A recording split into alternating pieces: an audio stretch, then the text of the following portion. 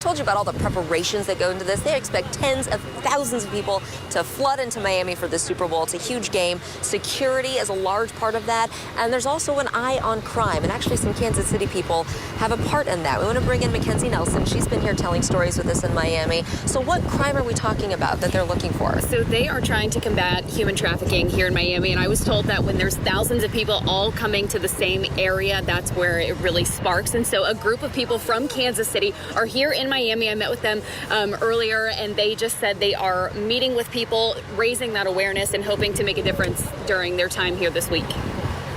We need more men on this battlefront to fight this war. David Bennett is talking about human trafficking, a crime that experts say sparks around large crowds. In order for human trafficking to exist, there has to be a demand.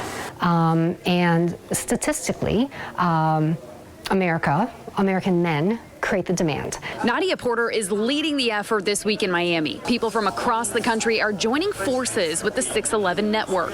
We have teams that go into the strip clubs to reach out to the women there, give them gifts, encourage them. We're going into the brothels, again, just loving the women. How can we serve you? Around last year's Super Bowl in Atlanta, the FBI made 60 arrests for both trafficking and men soliciting sex.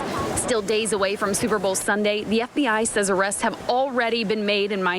Just to see the fear in some of the women's hearts, just to see that some of them want to engage, they want to get away, but they're afraid. They have someone that's forcing them to do things that they wouldn't normally do if they didn't have to do it. Helping rescue people from trafficking is a difficult task, but one that the group says they are working hard to tackle.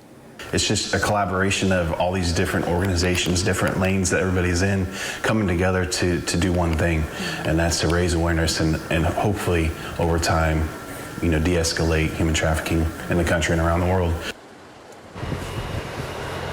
So they had a large group of people that were just canvassing the area, out hitting the streets of Miami, talking to people to really spread that awareness. But something else that was really cool was they said hotels, businesses, and even Uber drivers throughout Miami are trained in how to spot the signs and help people that are in need.